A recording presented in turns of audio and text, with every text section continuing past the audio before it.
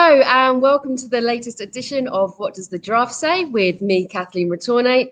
We are an organisation that aims to connect people with conservation efforts around the world by holding interviews on social media.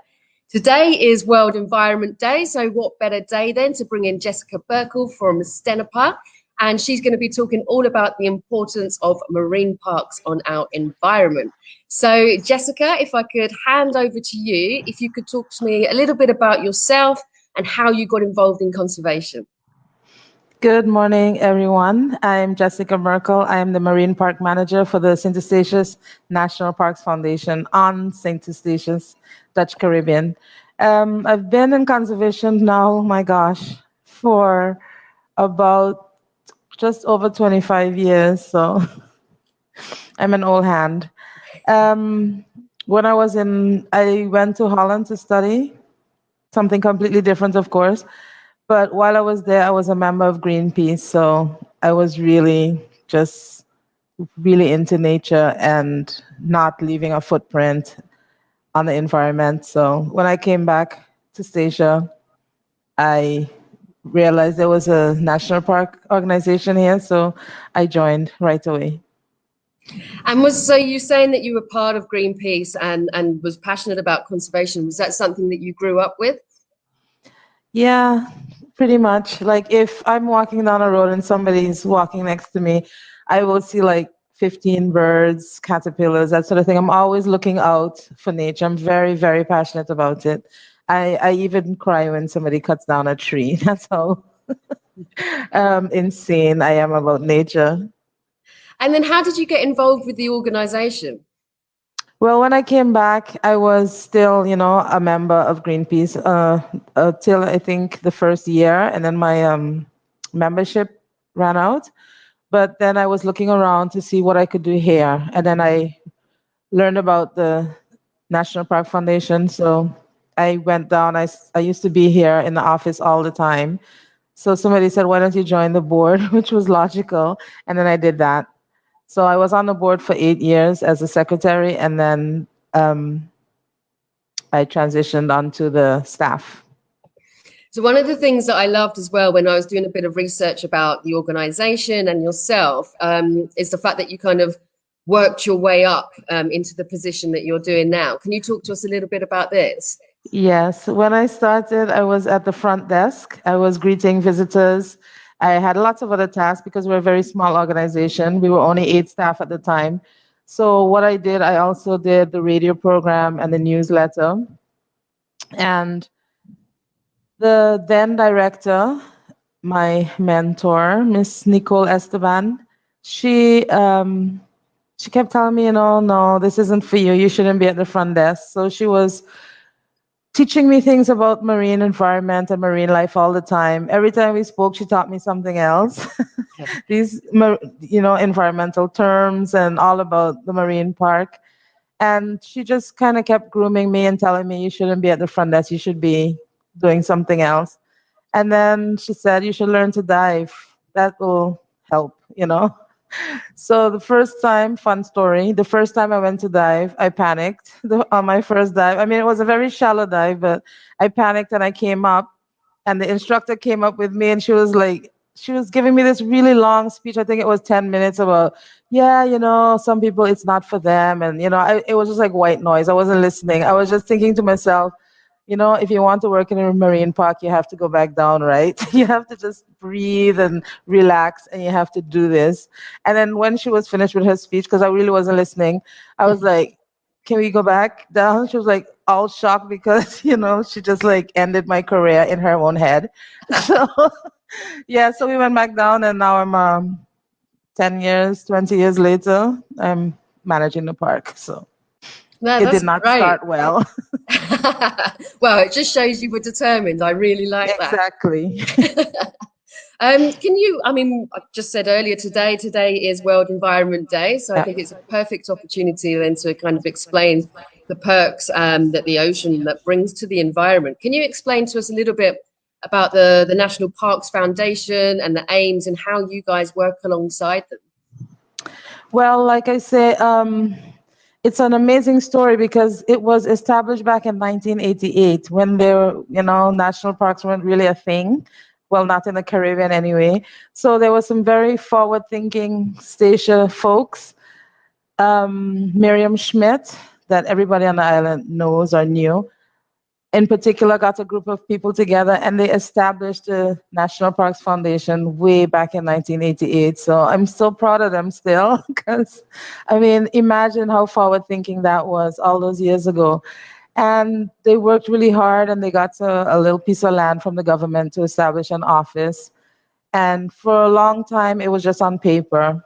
And in 1996 and 97, the actual parks were established. The national park, we have a volcano here that's dormant. So inside there's real different zones, terrestrial zones, and they established that one first, the Quill National Park, and then the next year the Marine Park.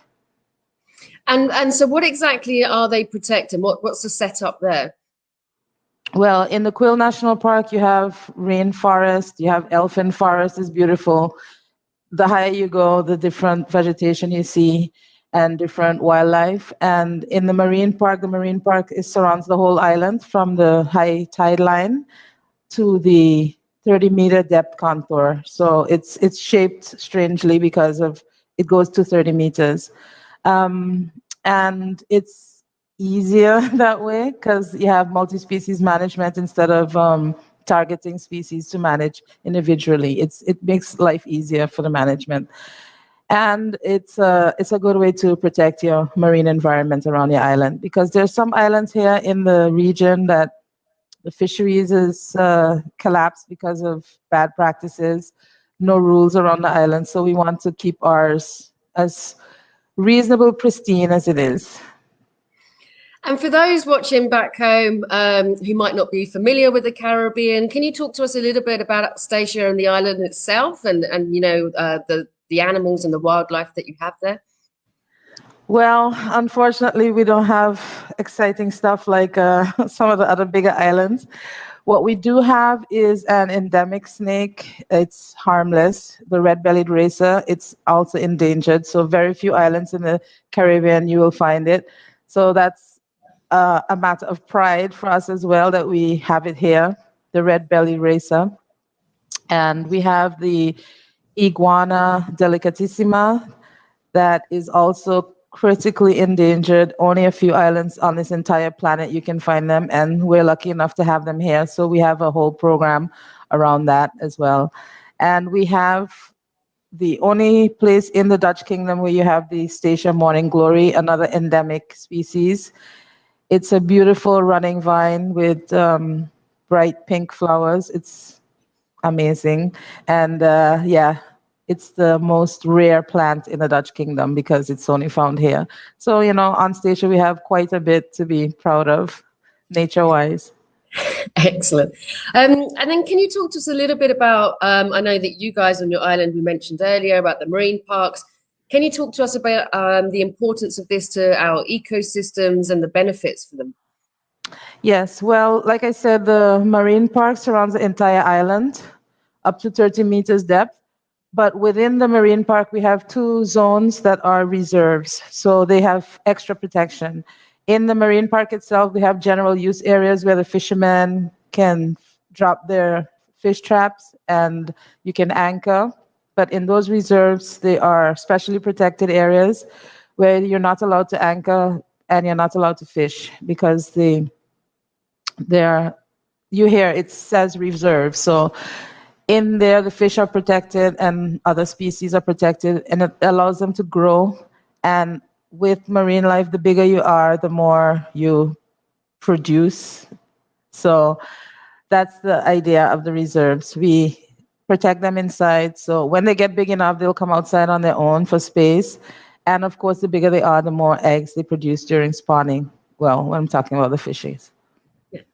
And what are the challenges and the threats to the marine park? And then on that, how do you overcome these challenges? Well, on a local scale, direct threats are bad fishing practices. So dropping your fish traps on the reef, which damages the coral and, healthy coral, healthy fish population. So that's direct anchoring on the reefs are directly damaging them. And we're a bit unique because within our marine park, you have a oil transshipment facility. So you have large tankers coming in and dropping anchor in certain areas. So the anchor themselves do damage, but the chain on the anchor, when the tanker swings around, the chain is dragging on the ground, and this causes creates rubble. And very few marine life like rubble. Well, some conch love it. But then again, if another chain comes along dragging over the conch, you're destroying that. So it's a tough situation because we have a very small park and it's very busy. We have lots of stakeholders, different. We have yachts, the tankers, the line boats, tugboats, inter-island cargo traffic. It's a very busy area and it's very small. So that's the challenge right there.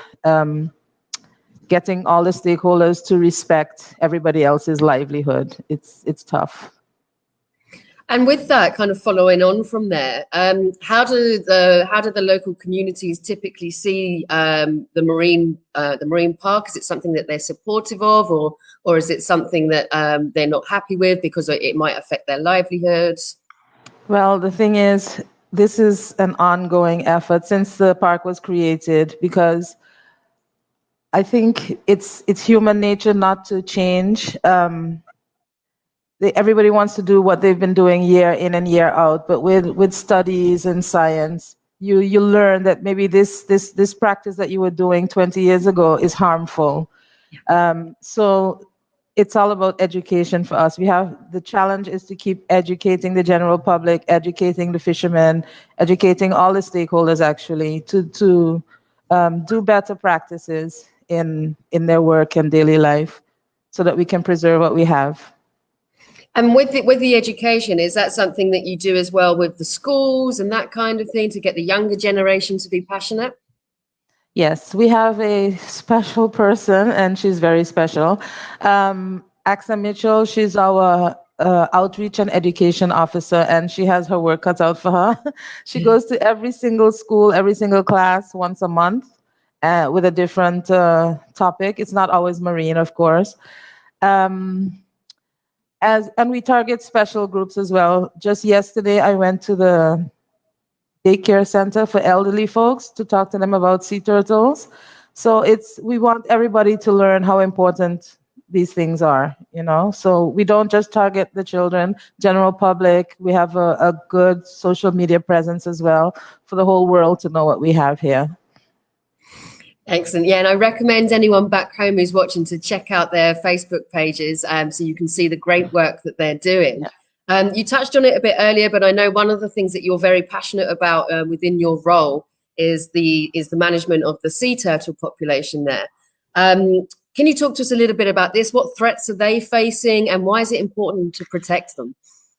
Well, there are 7 marine species of sea turtles in the world, and they're all endangered. We get visited by 3 species, the leatherbacks, the greens, and the hawksbills. We've noticed in the past 10 years, we're not getting any leatherbacks. We used to get like 23 to 30 a year, and now it's down to 0 to 5. One will come in passing and maybe lay a nest or maybe not. So it's really bad. Our leatherback population has practically disappeared. They have turned up in other countries. One came up in Panama, for instance, a few years ago. So we're not saying that they're all lost. They're just not coming back to our island for some reason. But yeah, we have a good population of greens and hawksbills turtles. Those are the smaller ones. And what sort of threats are they facing? Is it when they're coming on? Are their eggs getting taken, or what sort of things happening here? Well, the thing with sea turtles, they're a highly migratory species, and they're protected all year round in the Dutch islands, in the Dutch kingdom, actually. And but to get here, they have to pass through many different territories where they are hunted. So they're taken for meat. The eggs are taken. They get trapped in fishing gear. So turtles have a have it hard. Let me say they have a lot of challenges, and they're so slow growing, and it takes like 15 to 25 years to be sexually mature. So that also is a negative for them. And And most of then, the time when they come back, their beach habitat is changed. There's probably a hotel with palapas on the beach all night, or the beach is gone, or there's a barrier for against the weather. So they have a lot of challenges. and what advice do you give to the local communities then to help protect them? Well, you see here, it's not too bad because I think everybody by now knows here they're protected. But what happens is we have a lot of projects on the island, and like I said, we have a big uh, oil facility here. So you have people that come in that don't know. For example, one year, about 6 or 7 years ago, we had poaching on the beach, which never happens. So I would think that maybe it's just with somebody that is unaware that they're protected here and they came from abroad, from a country where it's okay to take them. So it was a tense season. Every time you go down there, you see the nest being disturbed, and so it was tense. But normally it's fine. The population on Statia does know they're protected. And do you have it so, for example, here in Montserrat, that you're not allowed to drive on the beaches and that kind of thing? Is that the same sort of thing that you have here?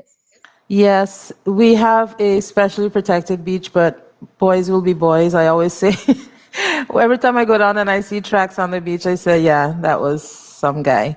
But yeah, people will take advantage. We do our best to cordon it off to protect the beach as much as possible. We did receive funding for that special project to make barriers on the beach. We try to do it as natural as possible, sometimes with recycled material, but that is a project that we had to protect the beach because our beach as well is on the Atlantic side, and with hurricanes and surges, the beach is very, very, very vulnerable. So we don't want people adding to the stress. So we blocked it off for vehicular traffic. And kind of following on from that, I mean, where I am in Montserrat, we have the Atlantic on one side as well, Mhm. and I know that whenever we have storms and things like that, we have terrible litter the next day where things are kind of washed on, and then we have to do beach cleanups and that kind of stuff. Is that sort of things that you guys are doing too? Absolutely. Every month during nesting season, we have to clean the beach. There's so much debris from it comes from all the way around the world. We had a marine debris exhibition once. We had bottles from Russia, from Poland.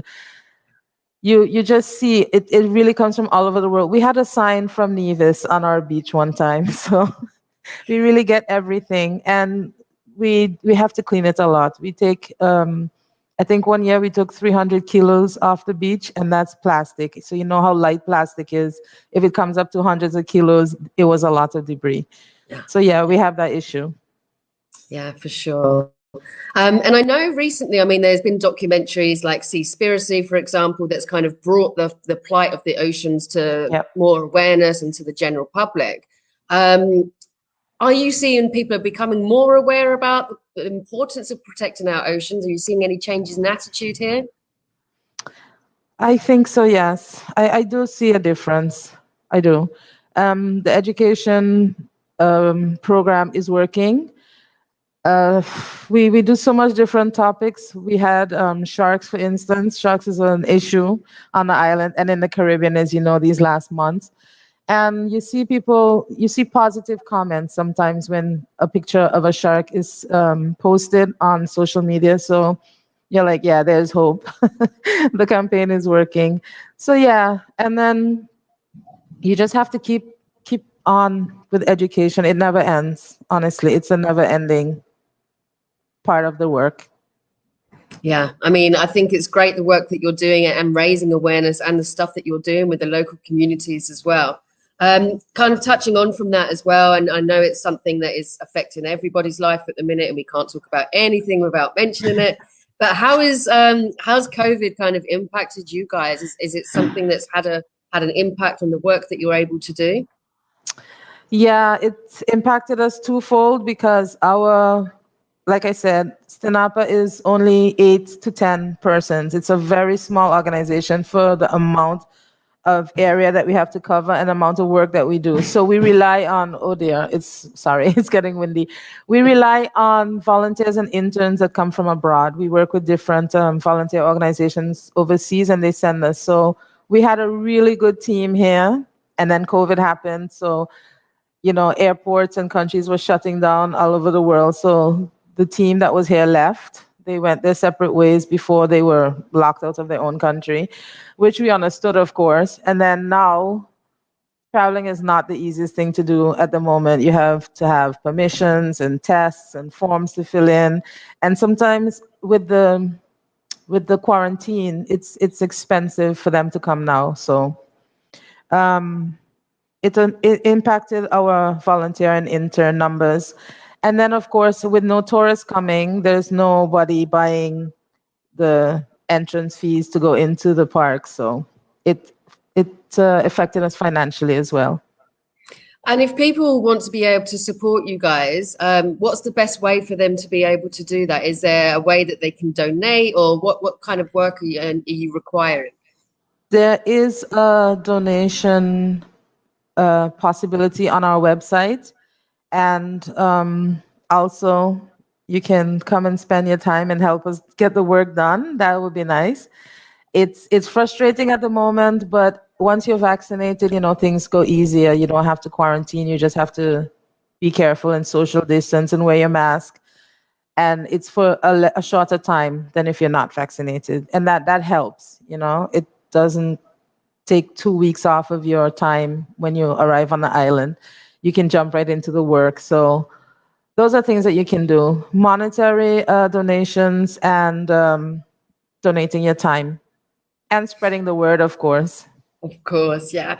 And I mean, I think that's so important. So again, if you are watching this back home, please do like, comment, and share, because the more people that see this, the more awareness that we can raise and hopefully bring more attention to these organizations. You mentioned earlier about the volunteers. I mean, in normal times, typically, what would they be doing as a volunteer? Well, in the marine park, for example, we have so many projects running at the same time, and a lot of monitoring needs to be done. So you have very busy days. You work from 7 to 4, and you're mostly either doing research dives or mooring maintenance, because we have about between 30 and 50 dive sites that have to be maintained. So mooring maintenance, we have a lionfish culling program that yes, we have them here as well. But we have them under control. And we want to keep them under control, so it's a lot of work.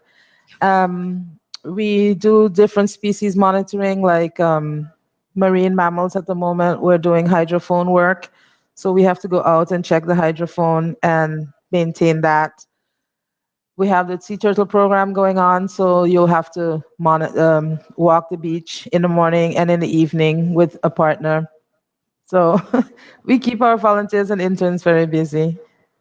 And do they have to have, I know that you mentioned earlier, that sounds like there's a lot of diving qualifications. That do they have to have that, or can you do other things if you're not a diver, for example? Well, yes, because the national parks, there's trail work that the trails need to be maintained. We have a lot of trails in the Quail National Park, and we have a botanical garden that we manage as well. Lots of work. That's an ongoing, never-ending.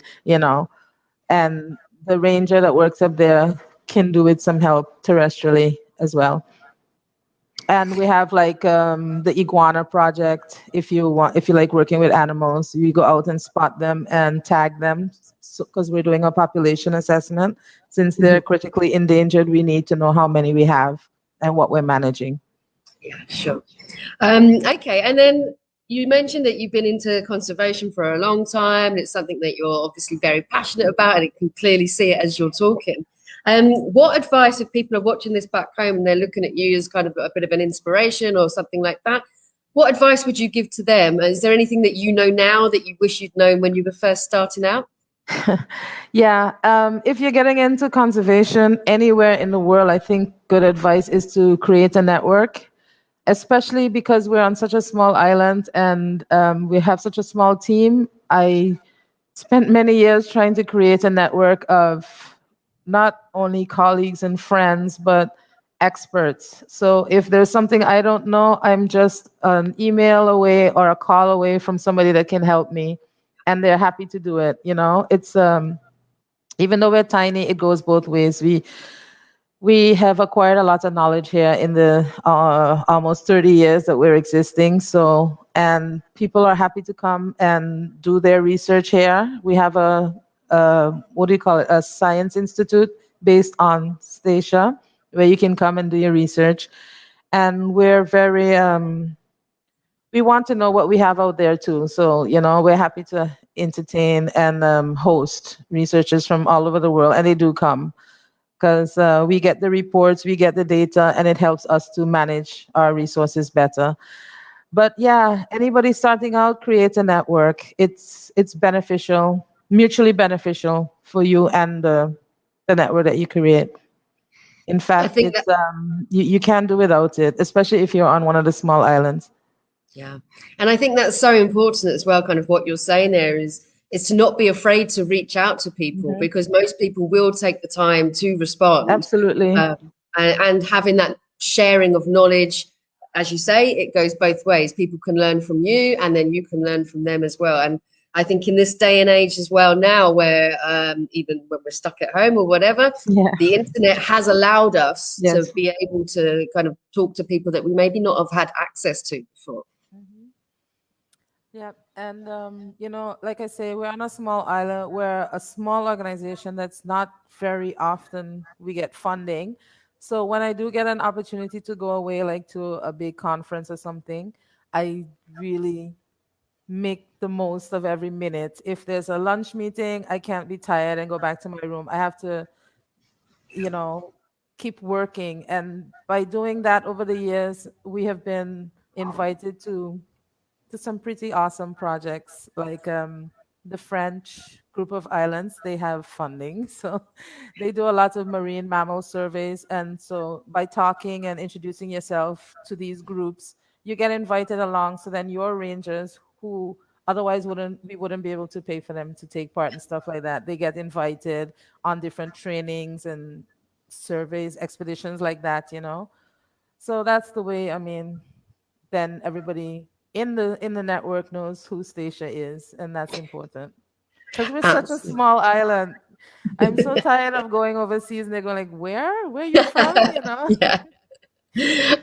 Well, hopefully more people are becoming aware of who you Yeah. guys are and the work that you're doing. Okay, well, I've only got one more question left, Jessica. If you're watching back home and you'd like to put a question to Jess, then please do pop it onto the comments section and I will read it out for her. And I'm very much about kind of, I know conservation can be very difficult and it can seem a little bit overwhelming. So I always like to try and finish on a bit of a high. So could you tell us maybe about what your favorite success story is since you've been working here? Okay. So a long time ago, I always say want to people I don't know how to put it. People will conserve what they understand. If I can say, scream it to the moon, yeah, sea turtles are important and they're so great and whatnot. But there's a story like I think it happened like a long time ago, maybe almost 10 years ago, that when we were patrolling on the beach in the night, it's just like it's two people back and forth on a beach, really late hours. And certain things happen from time to time. So sometimes you have to call the police. And the response time sometimes was not quick enough for me in any case, because you're alone, just two people out on a beach in the dark at 2 o'clock in the morning. So what happened is, when we know sometimes when the nest is coming out, because we monitor them closely, so we invited different stakeholders to come down and see what it's like when they come out, Yeah. when the hatchlings are coming out. So we invited the police, and a good bit of them came, I must say.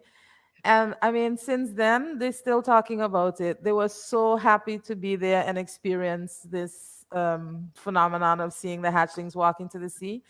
I tell you, sometimes they still tell me, hey, you remember when? And now they've even added the beach as a patrol stop during the night. So sometimes you're way up the beach and you can see the searchlights that they're down there. They're looking to see if there's any irregularities. So, that was, I would say, that's a good example of you need to sometimes show people what it is they're protecting for them to care. You can say it all the time, but once they experience it. Yeah. And then one other time, I took a friend of mine down to the beach, and there was a nesting female, leatherback, so a really big turtle.